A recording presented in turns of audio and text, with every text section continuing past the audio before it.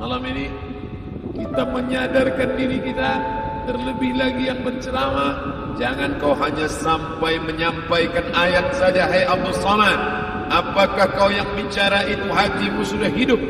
Senantiasa merasakan diri, aku orang paling hina, aku orang paling kotor, ditempelkan kening ke lantai di tempat yang diinjak tapak kaki, mengatakan bahwa aku bukan siapa-siapa.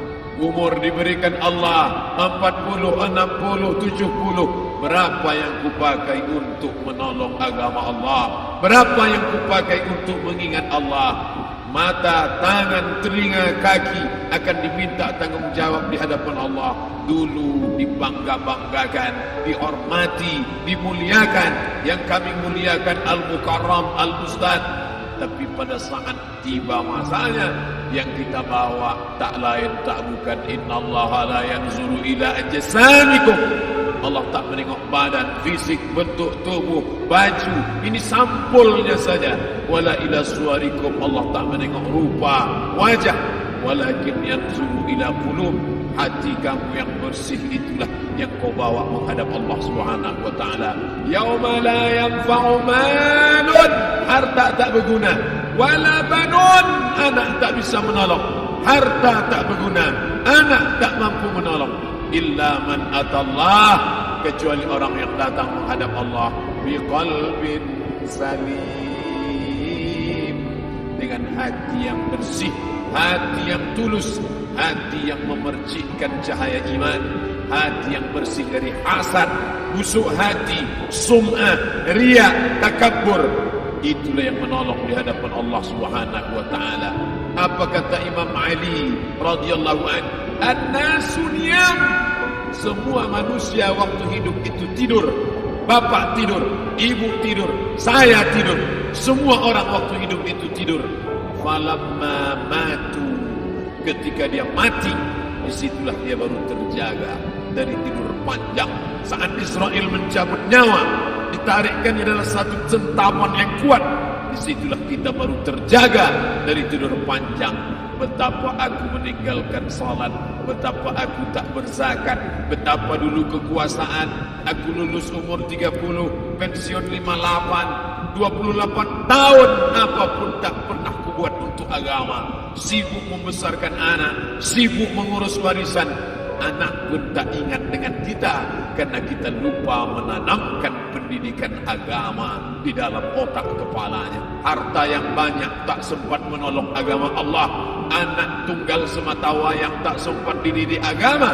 Istri meninggalkan dalam keadaan stres susah hatinya, karena dia tak diajarkan sabar menerima ridha ketetapan takdir Allah.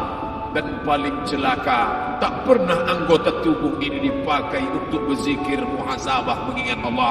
Tak pernah mata dipakai menengok Quran, kitab suci Allah. Tak pernah dipakai hati merenung sejenak.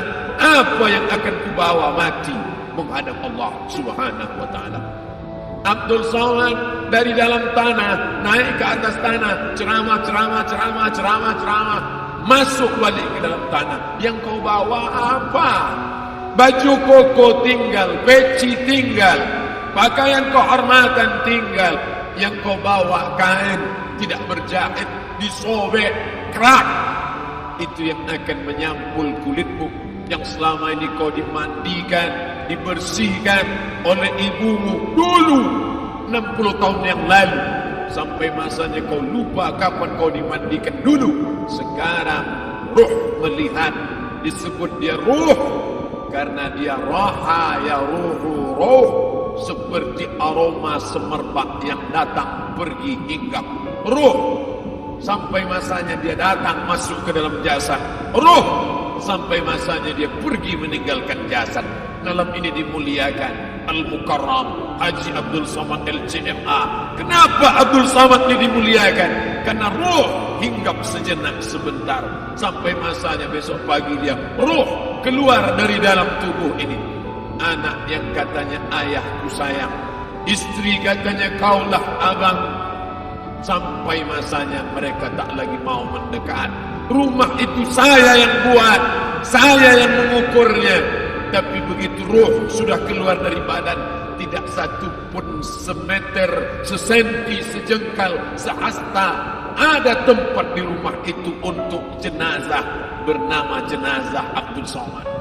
Mana kawan, sahabat, andai tolong, anak menantu, teman sekantor, semuanya pergi meninggalkan. Yang tetap dibawa, kalau pernah kaki melangkah salat berjamaah di masjid, kalau pernah tangan mengusap kepala anak yatim, kalau pernah tangan mengucap subhanallah. Nanti di akhir tausiah kita akan berzikir, munajat, muhasabah diri, berdoa, mengenang apa yang akan kita bawa menghadap Allah Subhanahu wa taala. Datang malaikat membawa kain kafan dari cahaya, akan menyambut ruh yang mulia. Hadis riwayat Ahmad bin Ambal dalam kitab Al-Musnad, turun malaikat berlomba-lomba membawa kain putih dari cahaya, menunggu ruh akan keluar. Ruh menetes seperti embun di ujung daun. Daun tidak bergoyang, ranting tidak patah. Ruh menetes pelan turun ke dalam kain kafan, dibawa malaikat ke pintu langit. Tak sabar mereka menyambut. Inikah dia yang selama ini berjamaah?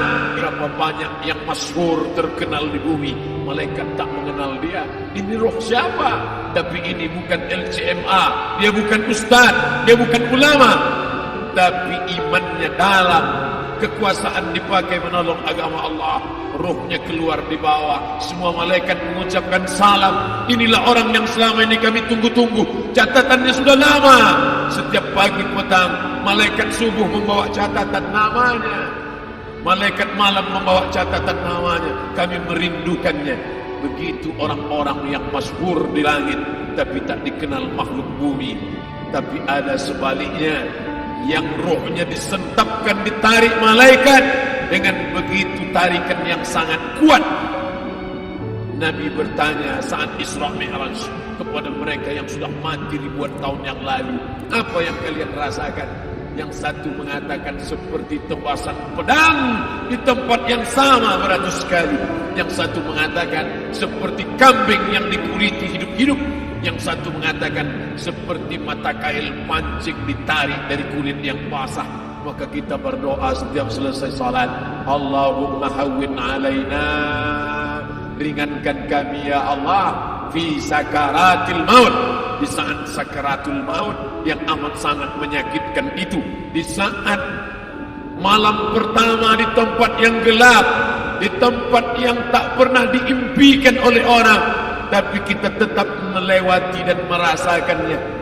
Perlahan-lahan cacing tanah, ular-ular kalajengking akan menggerogoti kulit yang selama ini dimandikan, selama ini dipakaikan sampo yang mahal, selama ini dioleskan pelembab yang lembut. Tapi ternyata sebelum roh keluar jasad, setelah keluar dia hanya akan menjadi santapan cacing tanah, hancur berkeping hari demi hari. Yang pertama kali membusuk adalah mata, karena dia berisi cairan. Cairan ini mengering, busuk dan berlubang.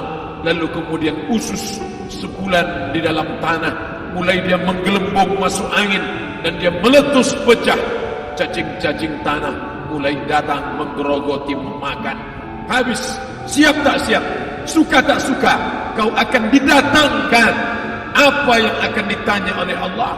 Perbuatanmu, amalmu. Faman ya'mal mithqala dzarratin khairan yarah. Sebesar biji sawi, sebesar ujung rambut, kau aniaya orang, kau makan titik puluh keringatnya. U'tul ajira ajrahu, berikan upah pekerjaanmu, gaji tukang panenmu, gaji tukang cuci setrika. Kau makan, kau tahan 3 bulan. Dia tak menuntut, dia senyum, dia hanya mampu mengadu kepada Allah. Tapi titik peluhnya yang keringatnya, air matanya akan kau balas di hadapan Allah Subhanahu wa taala. Di saat itu tak ada siapa bisa menolong. Hari ini uangmu banyak, kau bayar pengacara handal 1 jam 100 juta, bebas tanpa syarat. Tapi di hadapan Allah semua akan bersaksi. Al-yawma nakhtimu ala, lidah yang selama ini pandai bicara dikunci, ditutup Allah taala yang akan bicara. Wa tukallimuna aydihim wa tashhadu arjuluhum, kaki akan bersaksi, tangan akan bicara bima kanu yaksibun, yang pernah dilakukan di masa yang lalu. mata melihat, seolah-olah nyata perbuatan itu pernah dilakukan dulu. Kita lupa, kita tak ingat, tapi catatan malaikat terlalu terang benderang. Wa in kullun lamma jami'ul ladaina muhdharun. Catatan dibaca sampai-sampai orang itu tak percaya. Ma li hadzal kitab, kenapa buku catatan saya ini la yughadiru saghiratan, yang kecil-kecil, wala kabiratan, yang besar-besar, ahsaha, semua tercatat dalam buku catatan yang nyata. Dalam surat Al-Isra apa kata Allah? Iqra. Hari ini kalau dikatakan Iqra baca Quran, Iqra baca Yasin, malam Jumat Iqra baca surat Al-Kahfi. Tapi sampai hari itu Yasin tak bermakna, Al-Kahfi tak lagi disuruh baca, karena hidup sudah berakhir. Iqra, baca. Apa yang kau baca? Kafa binafsikal yawma alaika hasiba. Baca buku catatan amal. Sampulnya dosa, isinya dosa. Catatan kakinya dosa, sampul penutupnya dosa, bibliografinya dosa. Sampai ia pun tidak percaya, kenapa aku hidup hanya dosa saja. Saat itu dia mendengar teriakan azab, saat itu dia menyaksikan pekikan teriakan sakitnya siksa. Rabbana, ya Tuhan kami, farji'na, balikkan lagi kami ke dunia. Rabbana, ya Tuhan kami, absarna, mata kami sudah melihat azab, wa sami'na, telinga kami sudah mendengar sakitnya pekikan teriakan jeritan. Farji'na, balikkan lagi kami ke dunia. Na'mal salihan, kami ingin amal saleh, kami ingin bantu masjid, kami ingin sekolahkan anak yatim, kami ingin muliakan fakir miskin, kami ingin bantu panti jompo. Farji'na, balikkan lagi kami dunia. Kami ingin salat tahajud, kami ingin tahiyatul masjid, kami ingin puasa sunnah. Saat itu penyesalan tak lagi berguna. Na'mal salihan, kami ingin amal saleh. Andai kau beri kami tenggat waktu ya Allah, laula akhartani, kalau kau beri aku waktu, ila ajalin qarib, aku tak minta hidup 1000 tahun, ila ajalin qarib, sebentar saja kau hidupkan aku ya Allah. Di situ orang baru tahu apa yang pernah dilakukan dulu, yang di masa lalu. Tak ada cara lain kecuali malam ini kita bertaubat, taubat nasuha, mandi, solat sunat taubat. Ma min muslimin yuznibu dzamban, ada orang silap, khilaf, buat dosa, salah. Siapa yang tak pernah salah? Sedangkan datuk moyang kita Adam pun salah, tapi dia mengetahui, sadar salahnya. Dia berdoa, Rabbana zalamna anfusana, kami sudah menzalimi diri kami. Wa illam taghfir lana, kalau kau tidak mengampuni kami, wa tarhamna, kalau kau tidak merahmati kami, lanakunanna minal khasirin, kami termasuk orang yang rugi ya Allah. Maka malam ini kita bermunajat kepada Allah, berdoa, mengenang masa lalu, bergelimang dosa, besok tak akan kita ulang. Kita minta ampun kepada Allah Subhanahu wa taala. Astaghfirullahalazim, astaghfirullahalazim, astaghfirullah